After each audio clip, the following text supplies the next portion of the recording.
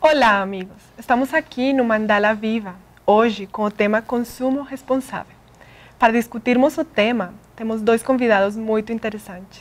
Eles são o Fábio Cidrin, coordenador do WWF, Olá. Programa de Educação para Sociedades Sustentáveis, e o João Paulo Barbosa, empreendedor social, coordenador da rede PIP.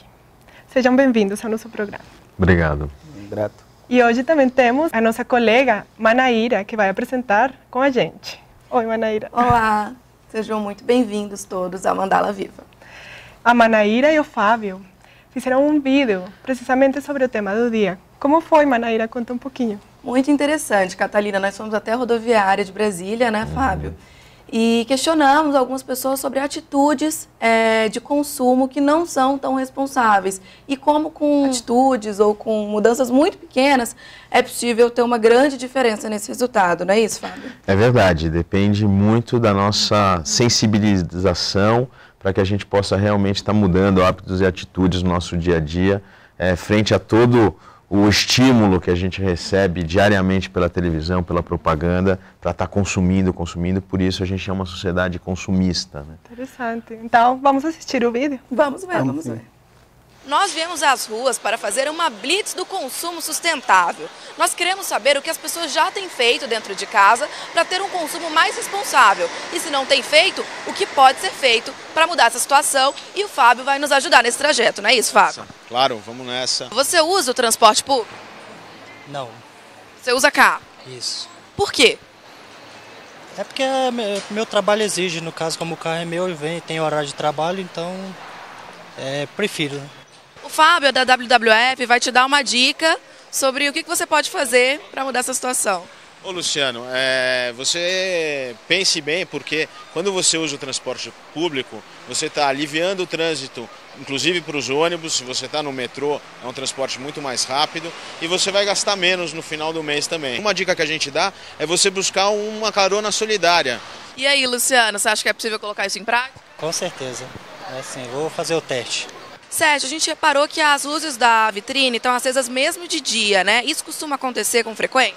Sim, diário. É uma opção do próprio shopping que ele impõe para nós que elas fiquem acesas o dia todo. E o que você acha disso?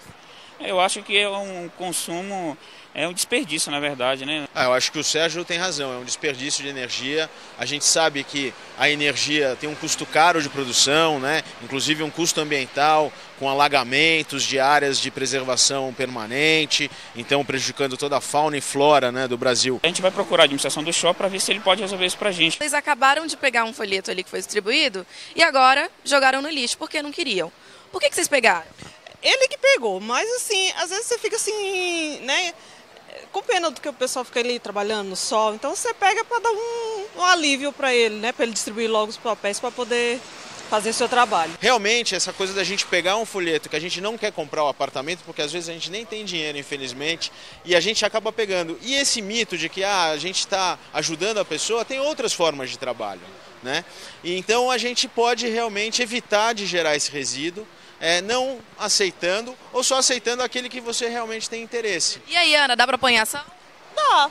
Com um pouquinho de boa vontade, eu acho que dá sim. Bom, como vocês puderam ver, o nosso vídeo falou muito sobre responsabilidade e sobre como é que é possível consumir com esse conceito de responsabilidade. Fábio, como é que é isso, né? Responsabilidade é muito importante na hora de consumir e como é que ela pode estar incluída aí nessa questão do consumo? Então, Maneira, o WWF tem trabalhado muito com o conceito de consumo responsável, justamente, porque o que a gente tem ouvido é sempre sobre consumo consciente. E a gente acha que todas as pessoas, né, todos nós estamos sempre conscientes nos nossos atos de consumo. Nós sempre vamos ao supermercado e escolhemos conscientemente as coisas que nós desejamos. Mas muitas vezes a gente não está olhando por trás daquele produto. Será que aquele produto é um produto que prejudica o meio ambiente? Será que aquele produto tem trabalho infantil, tem trabalho escravo? Então, como consumidor, a gente tem que ser responsável no sentido de saber aquilo que a gente está consumindo e, principalmente, ter a informação para que a gente possa consumir o melhor e aquilo que seja socialmente justo e ambientalmente adequado e, claro, economicamente viável para o nosso bolso, né? E para isso a gente acaba saindo um pouco da zona de conforto, né, Fábio? Ou é possível consumir com responsabilidade sem sair da nossa zona de conforto? A gente tem que sair da situação de conforto para poder refletir.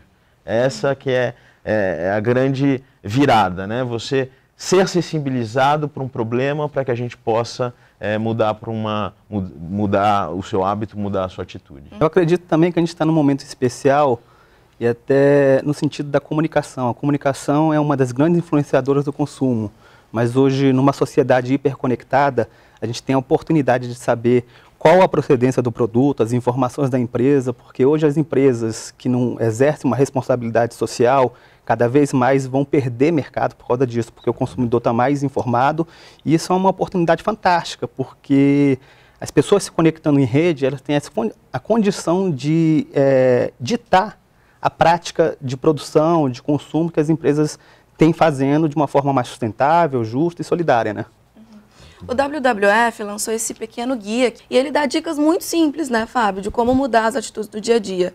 Fala um pouquinho sobre isso, quais são essas atitudes, quais são essas mudanças? São mudanças no nosso dia a dia, desde a hora que a gente acorda e vai tomar o nosso café da manhã. Se a gente optar por frutas, produtos que tenham sido produzidos no entorno da nossa cidade, em vez de estar consumindo alimentos processados, a gente já está fazendo um consumo mais responsável. A gente chama isso de buscar sempre o circuito mais curto, ou seja, aquele caminho mais curto entre o produto e a gente que vai consumi-lo. Então, a gente sempre aqui em Brasília fala, procurem as feiras orgânicas, que são produtos que são produzidos sem agrotóxicos, sem insumos químicos, de forma que é um alimento mais saudável, e você também vai estar favorecendo toda essa economia da agricultura local, da sua cidade. Eu falei Brasília, mas da sua cidade. A questão do consumo responsável também tem muito a ver com como nos educamos nesse sentido, inclusive desde crianças, mas para os adultos também. Tem uma pergunta do Pedro Ferreira. Onde obter informações sobre educação e consumo, por exemplo? Qual a melhor fonte de informação para a gente poder desenvolver atividades nesse sentido? Com certeza, na própria WWF, com o manual que eles desenvolveram muito interessante, o Instituto Acatu, entre outros institutos ligados à sustentabilidade, a gente encontra informações bem preciosas que dão um norte, uma orientação bem positiva sobre como a gente exercer o consumo responsável, o consumo consciente, o consumo colaborativo, que é um fluxo, eu acho que um novo modelo de desenvolvimento que emerge, que a sociedade vem pedindo. A primeira coisa que a gente tem que fazer é olhar em casa. O que a gente tem em casa que a gente já não usa há 6 meses, há 1 ano, há 2 anos? Será que não é interessante fazer uma feira da barganha, uma feira da troca com os amigos no trabalho? Muitas vezes a gente está lá com um casaco que a gente não gosta mais, mas tem alguém precisando de um casaco igual aquele. Por exemplo, ferramentas, né? Todo mundo tem ferramenta em casa que usa às vezes 1 dia, 2 dias por ano. Será que no condomínio a gente não poderia juntar e fazer um ferramental do condomínio de forma que as pessoas pudessem acessar essas ferramentas e não comprar novas, né? Seria um bom passo também para a gente buscar um consumo responsável. Isso é um dos princípios que tem emergido no mundo inteiro, que é conhecido também como consumo colaborativo. Fantástico. Que é compartilhar, trocar, porque aí dessa forma a gente, além de reaproveitar, vai estar dando uma eficiência energética para não precisar produzir mais, essas coisas todas, assim. Eu até lembrei de um caso, tem uma marca, não vou citar aqui, uma marca de roupa de situações extremas, de frio intenso, que ela é muito boa, a roupa é muito boa. E ela nunca estraga. O próprio dono da loja criou um brechó virtual, porque ele percebeu que os clientes deles tinham roupas que às vezes já não serviam ou já não estavam usando, mas elas eram tão boas, tão bem feitas, que as pessoas queriam trocar, queriam vender, enfim, né, passar para frente. De forma que a gente realmente possa não estar produzindo mais, mas sim aproveitando, porque o melhor produto, o produto mais verde que tem, é aquele que já foi produzido. não um que vai ser produzido ainda, né? Então, é interessante. Isso mostra uma mudança de mentalidade, igual você falou, é um empreendedor, mas que não necessariamente está com foco total no lucro, no crescimento econômico, mas também ele busca uma iniciativa extremamente positiva que não necessariamente vai trazer mais lucro para o produto, para o serviço que ele faz, mas ele se sente contemplado a partir do momento que ele preserva a natureza e essas questões todas. Ele já produziu um bom produto, então um bom produto ainda continua servindo e ele consegue usar. Muito interessante. Indo contra a obsolescência programada, né, que é aqui um termo muito usado para explicar para as pessoas, que são produtos que hoje a economia cria produtos que são programados para estragar e você não consegue depois arrumar. E eu acho que se perdeu um pouquinho dessa cultura também, né, de consertar o equipamento. A gente estragou, compra um novo. Porque estão muito baratos, né? Agora, estão baratos a custo do quê? A custo de trabalho escravo, a custo de exploração dos recursos naturais de forma indevida. A gente precisa, justamente, como o João colocou, usar as ferramentas, hoje a internet, para se informar e, se informando, poder ter uma atitude mais responsável. Um exemplo real disso é que uma empresa, que eu também não vou citar o nome, tendo um modelo de produção que trabalhava com mão de obra praticamente escrava, ela teve isso divulgado amplamente na rede e as ações dela caíram por conta disso. A informação sensibiliza, né? Tanto é que todo mundo fala que informação é poder, né? É o poder do consumidor poder escolher de forma mais adequada. Bom, gente, infelizmente esse nosso bloco está chegando ao fim. Mas no próximo bloco nós vamos continuar com perguntas do público e vamos também falar um pouquinho sobre felicidade interna bruta, que é um tema que está relacionado com o consumo responsável. A gente espera você, não sai daí. Estamos de volta no segundo bloco do programa, continuamos com o Fábio e com o João Paulo, falando sobre consumo responsável. E para continuarmos nossa discussão, vou convidar vocês a escutar a pergunta do Romaldo Filho. Gostaria de saber qual a diferença entre necessidade básica e a necessidade criada. Bom, acho que o Fábio pode falar um pouco sobre essa questão, né, Fábio? A gente tem trabalhado muito isso. São as demandas fabricadas, né? Eu costumo usar um exemplo que quando eu era criança, minha mãe e minha avó limpavam as nossas casas com produtos que existem há muito tempo e que eram muito eficientes, que eram a vassoura, o balde, o rodo e o pano úmido, né? E hoje eu tenho uma filha de 2 anos e eu vejo a quantidade que, inclusive, as nossas auxiliares em casa pedem de produtos para fazer a nossa limpeza em casa. Então são milhares de produtos, existem corredores enormes dentro do supermercado para a gente fazer uma coisa que nossas vós, nossas mães faziam de forma muito simples e eficiente. Tanto é que a gente está aqui saudável, né? Graças a Deus. Então o que a gente vê aqui? Se criou que limpeza tem cheiro. E tem vários tipos de cheiro. E que você só pode realmente ter um ambiente limpo se você usar determinado produto A, B ou C e seus concorrentes. Então, a gente tem trabalhado muito isso, que muitas coisas são criadas para que a gente consuma. Quer dizer, nunca eu vi um comercial, por exemplo, de um rapaz forte ou uma moça bonita vendendo banana. Porque não precisa vender banana apelando para a imagem de pessoas bonitas. Agora, se você for ver um celular, um carro novo, sempre são pessoas, até o cigarro, né? Sempre pessoas muito saudáveis e bonitas. Mas será que é isso? Então, há uma fabricação da demanda pelas coisas que a gente tem que estar muito atento. A televisão, a mídia, a gente olha mais de 300 comerciais por dia. Em média, uma pessoa vê com a internet um pouco mais agora. E precisamente falando na televisão, nos meios de comunicação, e retomando um pouco também a questão do impacto ambiental, ecológico que tem essa produção massificada, vemos que existe até certo ponto, às vezes, uma dupla informação, não? De um lado, a televisão nos induz ao consumo o tempo inteiro, mas do outro também, agora estão começando a surgir aqueles comerciais sobre vamos cuidar o meio ambiente, vamos ter uma atitude ecológica. Como nós, telespectadores, podemos ter uma atitude mais responsável, mais equilibrada? Realmente é meio ambígua essa questão, né? Ao mesmo tempo que se promove bastante o consumo responsável, também se promove um consumo desfreado.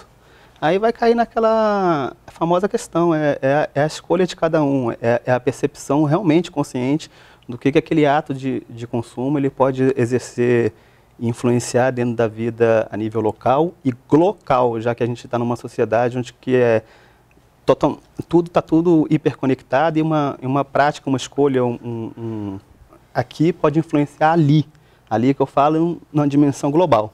Temos uma pergunta aqui do Rinaldo Costa que fala um pouquinho sobre isso também, vamos dar uma olhada. A gente é muito estimulado a ficar trocando de aparelhos tecnológicos, telefone celular, iPod, computador, notebook e tal. Até que ponto que isso está consumindo os recursos naturais do planeta? Voltando nos conceitos de obsolescência programada e percebida, a programada é aquela que programa os equipamentos, por exemplo, como foi perguntado, equipamentos eletrônicos, que estragam, né, tem uma vida útil muito curta. Ou a percebida, que é aquela que mexe com os nossos desejos. Então, você tem a geladeira, ela funciona, mas lançar uma geladeira de inox, você quer a nova geladeira, ainda que a sua velha funcione. E o grande problema ambiental disso é que hoje a gente tem um novo resíduo na nossa sociedade, que é o resíduo eletroeletrônico. Um resíduo perigoso, porque imagina uma tela de televisão. Na época da Copa do Mundo, pela imensa quantidade de promoções para você trocar de televisão, o que aparecia de televisores no lixo, agora os televisores antigos têm mercúrio dentro, têm metais pesados, então são realmente perigosos para o meio ambiente. Nossa sociedade mudou, mas também ela mudou a partir de um movimento de consumismo que não deixa as pessoas mais felizes. Conforme aumentou o consumo da sociedade americana, em vez de se aumentar a felicidade, porque o que a gente vê na televisão é que as pessoas são mais felizes se tiverem um carro novo, são mais felizes se usarem o último modelo de qualquer coisa e terem aquele desejo, aquele sonho do consumo realizado, mas é inversamente isso. Nós precisamos ter um carro novo, nós precisamos ter uma nova televisão, precisamos de diversas coisas e essa felicidade dura muito pouco tempo. A partir do momento que a gente tem, aquilo perde completamente o valor. Agora, né? Meio engraçado que o que eu vou falar aqui é de uma ideia proposta pela Rede FIB, a qual eu represento, com o título Consumo Colaborativo para uma Vida Mais Feliz. Na verdade, é uma intervenção na lógica de consumo para ampliar as 9 dimensões da felicidade interna bruta. Falando um pouquinho agora sobre felicidade interna bruta e a relação que isso tem com o consumo responsável, nós vamos dar uma olhadinha agora num vídeo que mostra um projeto do João Paulo, que é mais ou menos um site de compras coletivas que está ambientado no conceito de consumo colaborativo. Vamos dar uma olhadinha. Diferente do Produto Interno Bruto, PIB, que se resume ao crescimento econômico, a FIB indica que uma sociedade saudável se desenvolve por meio de valores morais, sociais e espirituais. Nesse fluxo, a FIB nasce como o primeiro modelo de compras coletivas 100% social do mundo. Isso porque na FIB, 100% da comissão que seria paga aos sites tradicionais de compras coletivas é investido em projetos de melhorias sociais, sugeridos pelos membros da rede e realizados em suas comunidades. Nesse modelo, é possível fazer o bem todos os dias e ainda receber mega descontos de até 99% sobre serviços e produtos de forma simples e agradável. Entenda melhor. Uma oferta de R$200, com desconto de 60%, fica R$80. Normalmente, 50% desse valor, ou seja, R$40, ficam para os sites de compras coletivas, como taxa de intermediação. Sendo assim, a venda de 1.000 cupons nessa única oferta gera um lucro de R$40 mil. Isso mesmo, R$40 mil. Valor que na FIB é reinvestido pela própria rede em favor do bem comum e com total transparência, já que nossas contas são abertas e ao fazer o consumo consciente é possível participar das comunidades virtuais, que possibilitam acompanhar o desenvolvimento do projeto escolhido e interagir com todos os envolvidos, de forma horizontal e em rede. Isso é economia criativa e colaborativa. Milhares de ofertas e investimentos, melhorando nossas comunidades, acontecendo em todas as cidades e se espalhando pelo mundo, com a disponibilização gratuita da tecnologia FIB e seus benefícios. João, fala um pouco sobre o que é felicidade interna bruta e também do qual é esse bem comum para o qual vão ser revertidos os lucros do projeto? Legal. Felicidade interna bruta é um indicador de desenvolvimento holístico que, ao contrário do PIB, ele também contempla valores morais, sociais e espirituais, além do econômico. A gente está com uma proposta de consumo colaborativo para uma vida mais feliz. É um pouquinho polêmico isso daí, mas a lógica é até poderosa, no sentido de ampliar a felicidade, porque a proposta da rede é promover o bem comum e a gente se inspira em 9 dimensões que atuam o índice FIB. Basicamente, as compras coletivas são um fenômeno do capitalismo, a gente pode entender isso. E o que a gente está querendo fazer com esse projeto é que aquelas pessoas que compram na compra coletiva, ela ganha um desconto. Nesse caso específico, esse valor vai diretamente para o usuário que fez a compra, para que ele possa investir em inovações sociais, livre, inspirado nesse conceito holístico de felicidade interna bruta, que é totalmente ligado ao bem comum. Então seria um processo de transição para um consumo que estimule também o desenvolvimento de inovações sociais que possam ampliar, facilitar a busca pela felicidade, que a felicidade é um conceito, é um bem intangível, né, e cada um tem uma forma de se sentir feliz. Bom, vamos encerrando esse programa. Infelizmente já estamos acabando por hoje. Mas eu queria que vocês deixassem um recado sobre esse conceito de consumo responsável, felicidade interna bruta, como é que as pessoas podem realmente colocar isso em ação. O que vocês têm a dizer um pouquinho para a gente fechar esse programa de hoje? Queria lembrar, nesse final de programa, um pensador que na Rio 92, ou seja, 20 anos atrás, que a gente teve a Rio mais 20 agora, mas lá na Rio 92, um filósofo, um pensador, trazia já questões muito importantes que são muito atuais, né? Que ele dizia, é melhor a gente estar mais presente do que dar presentes. É melhor a gente brincar mais do que ter mais brinquedos, né? O que ele queria dizer com isso? É que realmente a gente não pode substituir a relação humana entre as pessoas por coisas que são fabricadas pela gente. O meu recado é um pouco direto envolvido ao projeto. Aqueles que são adeptos das compras coletivas, que tal fazer uma compra coletiva, receber um crédito, um dinheiro para isso, para investir em projetos que você acredita que possam favorecer a felicidade social. Gente, muito obrigada por terem estado hoje no programa. Sempre bem-vindos. Mandala Viva a sua casa.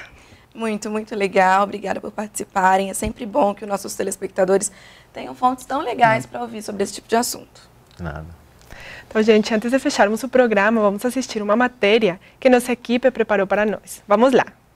Oi, gente, tô mais uma vez aqui com vocês e hoje a gente veio aqui no Jardim Botânico conhecer o sítio Nós na Teia, que é uma chácara, um sítio autossustentável, e eu tô aqui com o Sérgio, que é o dono e o arquiteto da casa, e ele vai falar um pouco mais pra gente de como funciona essa casa autossustentável e de onde surgiu a ideia de construí-la. A ideia surgiu faz alguns anos, essa casa tem 14 anos, foi construída em 98, mas a ideia vem de muito antes, desde 84 eu já paquerava esse lugar e eu notei já no final da década de 80 que muitos condomínios estavam sendo construídos aqui, e esses condomínios todos eram bem convencionais, não respeitavam o meio ambiente, não faziam nada diferente do que sempre se fez. Então desde então eu pensei, quando eu vou fazer uma coisa lá, eu vou fazer uma coisa que seja um modelo diferente de habitação, de ocupação do espaço. Um lugar, um sítio que seja, como você falou, autossustentável, um sítio que recicle sua água, recicle seus nutrientes, esgoto, recicle, que produza alimento, que a habitação seja confortável termicamente, não seja nem muito quente nem muito frio, e que seja uma comunidade mesmo, e é isso que a gente está construindo hoje aqui. Vamos lá dar uma olhada na casa? Vambora. Vamos lá.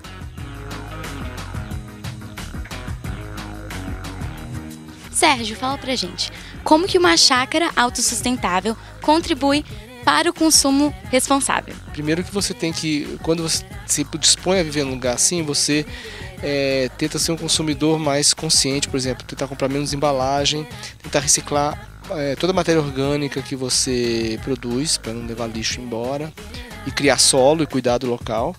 E mesmo na própria construção, a gente já tentou fazer algumas coisas, como por exemplo, reutilizar pneus, como na escada aqui, que você já viu, cheios de terra, eles servem para escada, para fazer muro de arrimo. A gente já reutilizou garrafas nas paredes para poder entrar luz, reutilizou pratos tipo Duralex também para jogar luz para dentro da casa, sem gastar energia elétrica. E todas essas são formas que, de alguma forma, isso se relaciona com o consumo responsável, consumo consciente. Aqui do meu lado tem um sistema de armazenamento de água da chuva. Como que funciona isso? Bom, para você ver, a casa, todos os telhados são voltados para um lado só. Então a chuva toda se concentra numa área só. Isso já faz parte do desenho. Por isso que o desenho já traz isso embutido como conceito. A água desce por essa cara, ali as folhas são retidas, aí entra, cai nesse cano externo. Esse cano externo é o cano que separa a primeira água que está lavando o telhado. Depois que ele fica cheio, a água entra para dentro do reservatório. E esse reservatório tem 15 mil litros de capacidade. Tudo. A gente bebe, a gente toma banho, a gente lava roupa, a gente faz tudo que se faz com a água. Logo aqui fica a cozinha.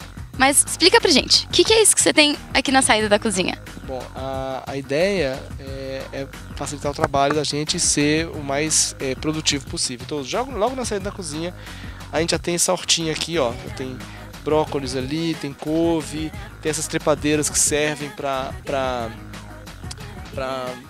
sombrear a parede ali e esfriar a casa, e fazem isso. Tá cheio de feijão pendurado ali, tudo ali feijão, ó. Tem Oroponobis, que é uma folha nutritiva. Então a gente tem na porta da cozinha um monte de coisa que a gente já utiliza de cara. Um limoeiro, né? Ali uma goiabeira, aqui tem rúcula, e assim vai. E ali tem outras coisinhas. Sérgio, fala pra gente o que tem de maravilhoso aqui nessa sua cozinha. Maravilhoso. Os nossos animais de estimação preferidos, que são as minhocas que ficam aqui. A gente tem um minhocário, que é da marca do Minhocasa, um minhocário doméstico. E o lixo orgânico mais tenro, mais gostosinho, digamos assim, vai direto nas minhocas e produz humus também para as hortas lá de fora. Aqui é onde tudo começa. Sérgio, se eu quisesse montar a minha própria horta em casa, como que eu faria? Aqui tem que começar com isso aqui mesmo, é um berçáriozinho, né? Aqui a gente tem os bebezinhos das plantas, a gente tem um lugar que é um parquinho das crianças que cresceram, que foi reutilizado para virar um viveirinho de mudo. E eu vejo que você aproveitou, né? A usar potes de iogurte. Faz parte também da nossa história. Tudo que a gente pode reutilizar, a gente reutiliza. Aqui, o que a gente realmente pode reutilizar, tanto como esses potinhos aqui, né? Esses iogurtezinhos, que são os suportes para as mudinhas, né? Como garrafas que você viu aí nos canteiros para segurar alguns canteiros, pedras antigas para o piso, restos de demolição para o piso também. Aqui a ordem é reutilizar tudo que puder ser reutilizado.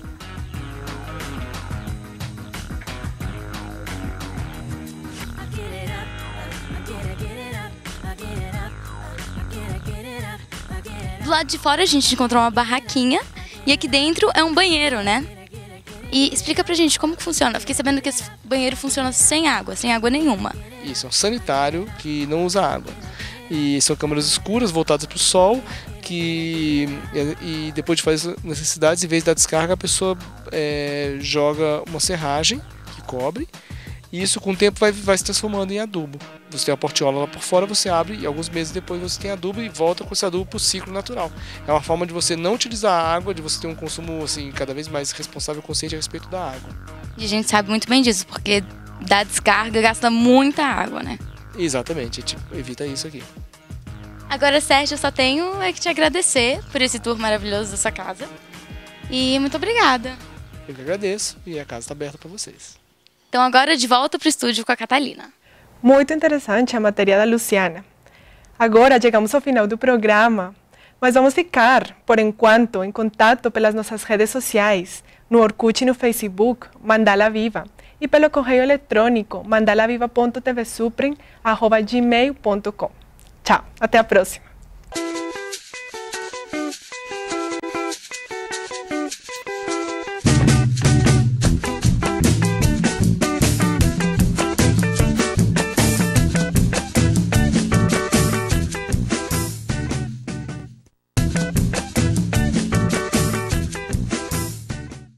Estamos de volta no segundo bloco do programa. Continuamos com o Fábio e com o João Paulo, falando sobre consumo responsável. E para continuarmos nossa discussão, vou convidar vocês a escutar a pergunta do Romaldo Filho. Gostaria de saber qual a diferença entre necessidade básica e a necessidade criada. Bom, acho que o Fábio pode falar um pouco sobre essa questão, né, Fábio? A gente tem trabalhado muito isso. São as demandas fabricadas, né?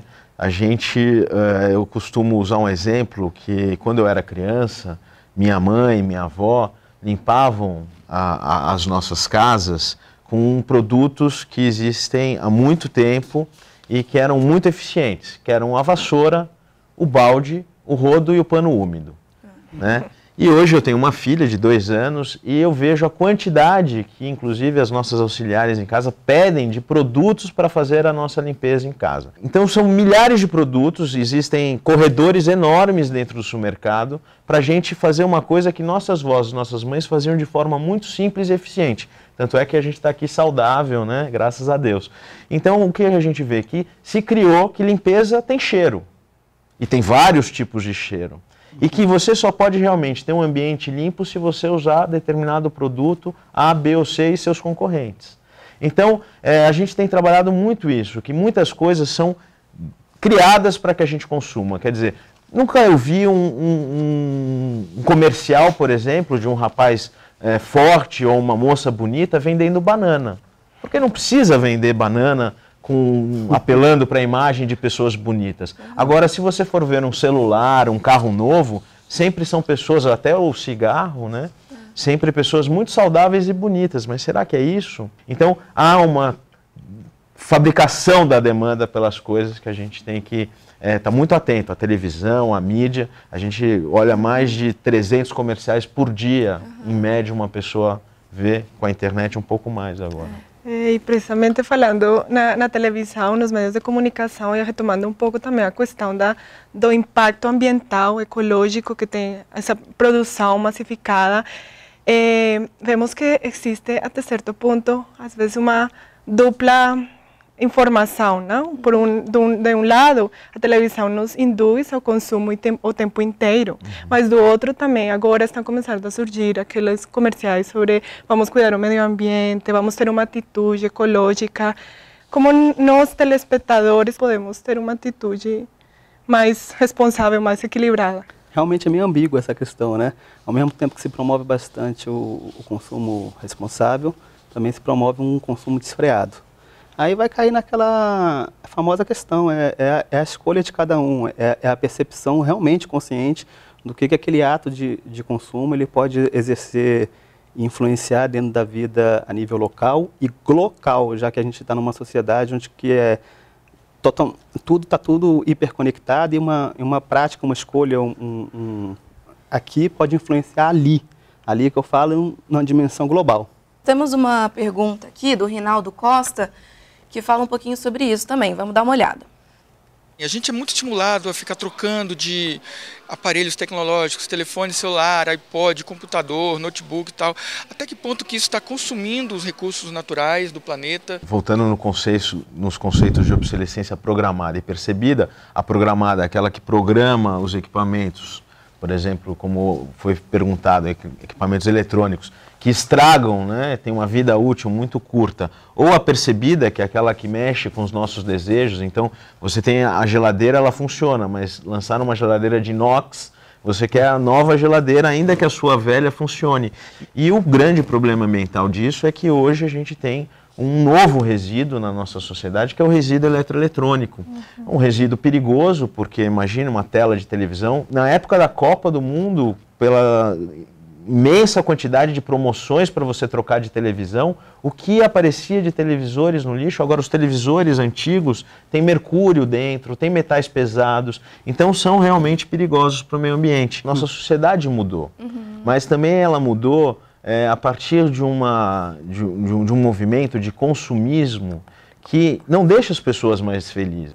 Conforme aumentou o consumo da sociedade americana, em vez de se aumentar a felicidade, porque o que a gente vê na televisão é que as pessoas são mais felizes se tiverem um carro novo, são mais felizes se usarem o último modelo de qualquer coisa e terem aquele desejo, aquele sonho do consumo realizado, mas é inversamente isso. Nós precisamos ter um carro novo, nós precisamos ter uma nova televisão, precisamos de diversas coisas e essa felicidade dura muito pouco tempo. A partir do momento que a gente tem, aquilo perde completamente o valor. Agora, né? Meio engraçado que eu vou falar aqui é de uma ideia proposta pela Rede FIB, a qual eu represento, com o título Consumo Colaborativo para uma Vida Mais Feliz. Na verdade, é uma intervenção na lógica de consumo para ampliar as 9 dimensões da felicidade interna bruta. Falando um pouquinho agora sobre felicidade interna bruta e a relação que isso tem com o consumo responsável, nós vamos dar uma olhadinha agora num vídeo que mostra um projeto do João Paulo, que é mais ou menos um site de compras coletivas que está ambientado no conceito de consumo colaborativo. Vamos dar uma olhadinha.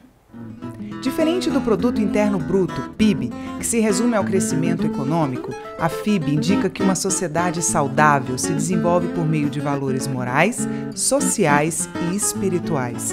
Nesse fluxo, a FIB nasce como o primeiro modelo de compras coletivas 100% social do mundo. Isso porque na FIB, 100% da comissão que seria paga aos sites tradicionais de compras coletivas é investido em projetos de melhorias sociais, sugeridos pelos membros da rede e realizados em suas comunidades.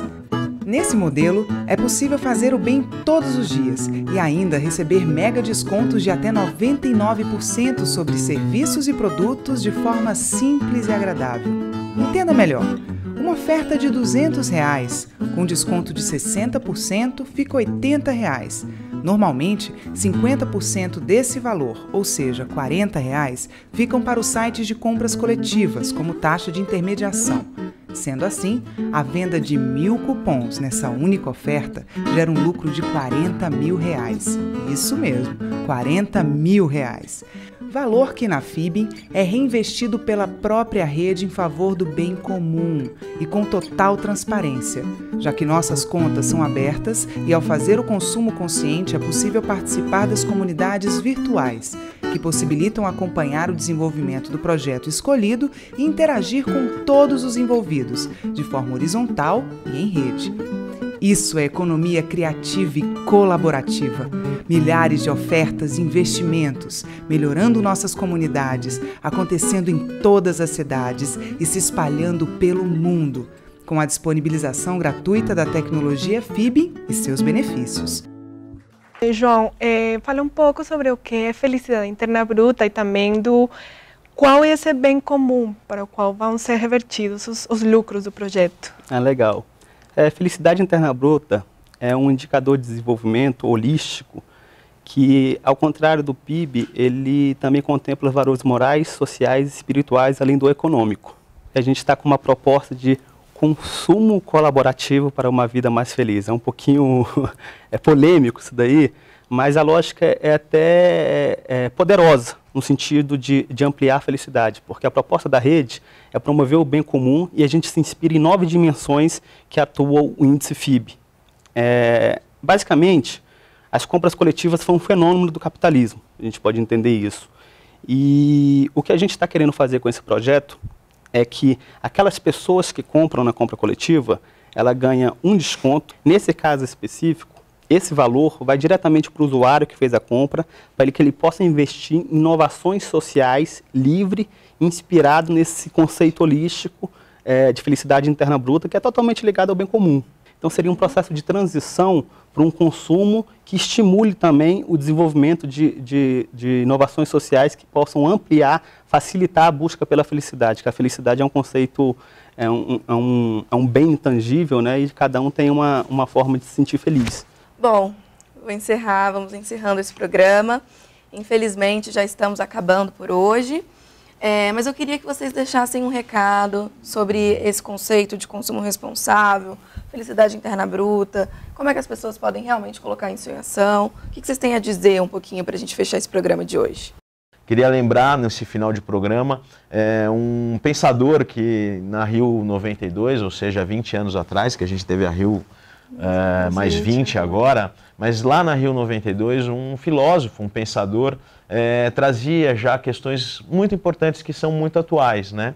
Que ele dizia, é melhor a gente estar mais presente do que dar presentes. É melhor a gente brincar mais do que ter mais brinquedos, né? O que ele queria dizer com isso? É que realmente a gente não pode substituir a relação humana entre as pessoas por coisas que são fabricadas pela gente. O meu recado é um pouco direto envolvido ao projeto. Aqueles que são adeptos das compras coletivas, que tal fazer uma compra coletiva, receber um crédito, um dinheiro para isso, para investir em projetos que você acredita que possam favorecer a felicidade social. Gente, muito obrigada por terem estado hoje no programa. Sempre bem-vindos. Mandala Viva a sua casa.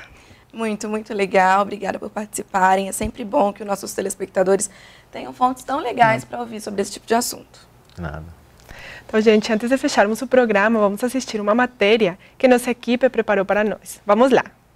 Oi, gente, tô mais uma vez aqui com vocês e hoje a gente veio aqui no Jardim Botânico conhecer o sítio Nós na Teia, que é uma chácara, um sítio autossustentável, e eu tô aqui com o Sérgio, que é o dono e o arquiteto da casa, e ele vai falar um pouco mais pra gente de como funciona essa casa autossustentável e de onde surgiu a ideia de construí-la. A ideia surgiu faz alguns anos, essa casa tem 14 anos, foi construída em 98, mas a ideia vem de muito antes, desde 84 eu já paquerava esse lugar e eu notei já no final da década de 80 que muitos condomínios estavam sendo construídos aqui, esses condomínios todos eram bem convencionais, não respeitavam o meio ambiente, não faziam nada diferente do que sempre se fez. Então desde então eu pensei, quando eu for fazer uma coisa lá, eu vou fazer uma coisa que seja um modelo diferente de habitação, de ocupação do espaço. Um lugar, um sítio que seja, como você falou, autossustentável, um sítio que recicle sua água, recicle seus nutrientes, esgoto, recicle, que produza alimento, que a habitação seja confortável termicamente, não seja nem muito quente nem muito frio e que seja uma comunidade mesmo. E é isso que a gente está construindo hoje aqui. Vamos lá dar uma olhada na casa? Vambora. Vamos lá.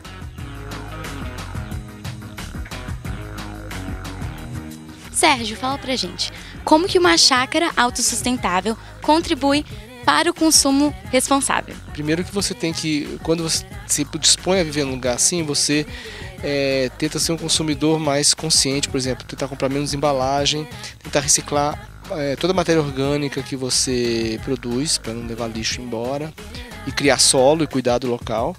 E mesmo na própria construção, a gente já tentou fazer algumas coisas, como por exemplo, reutilizar pneus, como na escada aqui, que você já viu, cheios de terra, eles servem para escada, para fazer muro de arrimo. A gente já reutilizou garrafas nas paredes para poder entrar luz, reutilizou pratos tipo Duralex também para jogar luz para dentro da casa, sem gastar energia elétrica. E todas essas são formas que, de alguma forma, isso se relaciona com o consumo responsável, consumo consciente. Aqui do meu lado tem um sistema de armazenamento de água da chuva. Como que funciona isso? Bom, para você ver, a casa, todos os telhados são voltados para um lado só. Então a chuva toda se concentra numa área só. Isso já faz parte do desenho. Por isso que o desenho já traz isso embutido como conceito. A água desce por essa cara, ali as folhas são retidas, aí entra, cai nesse cano externo. Esse cano externo é o cano que separa a primeira água que está lavando o telhado.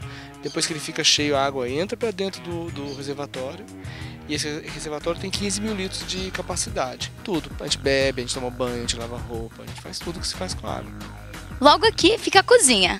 Mas explica pra gente, o que é isso que você tem aqui na saída da cozinha? Bom, a ideia é facilitar o trabalho da gente e ser o mais produtivo possível. Então, logo na saída da cozinha, a gente já tem essa hortinha aqui, ó. Tem brócolis ali, tem couve, tem essas trepadeiras que servem para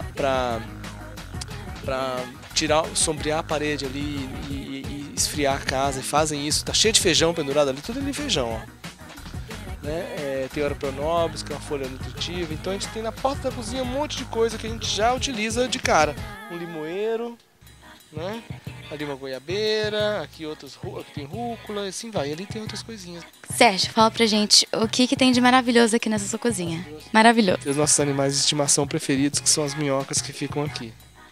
Aqui a gente tem um minhocário, que é da marca do Minhocasa, um minhocário doméstico. E o lixo orgânico mais tenro, mais gostosinho, digamos assim, vai direto para as minhocas e produz humus também para as hortas lá de fora. Aqui é onde tudo começa. Sérgio, se eu quisesse montar a minha própria horta em casa, como que eu faria? Aqui tem que começar com isso aqui mesmo, é um berçáriozinho, né? Aqui a gente tem os bebezinhos das plantas, a gente tem um lugar que é um parquinho de das crianças que cresceram, que foi reutilizado para virar um viveirinho de muda. E eu vejo que você aproveitou, né? A usar potes de iogurte. Faz parte também da nossa história. Tudo que a gente pode reutilizar, a gente reutiliza. Aqui, o que a gente realmente pode reutilizar, tanto como esses potinhos aqui, né, esses iogurtezinhos, que são os suportes para as mudinhas, né, como garrafas que você viu aí nos canteiros para segurar alguns canteiros, né, pedras antigas para o piso, restos de demolição para o piso também. Aqui a ordem é reutilizar tudo que puder ser reutilizado.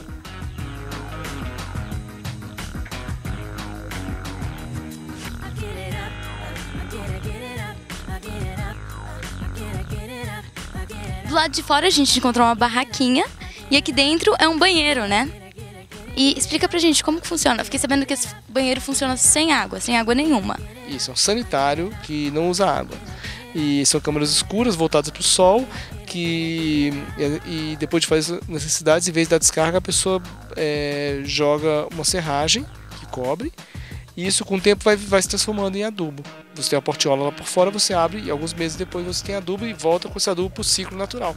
É uma forma de você não utilizar a água, de você ter um consumo assim, cada vez mais responsável e consciente a respeito da água.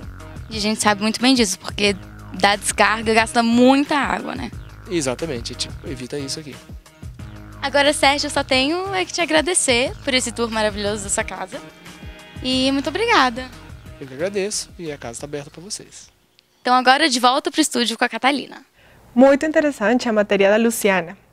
Agora chegamos ao final do programa, mas vamos ficar, por enquanto, em contato pelas nossas redes sociais, no Orkut e no Facebook, Mandala Viva, e pelo correio eletrônico mandalaviva.tvsuprim@gmail.com. Tchau, até a próxima!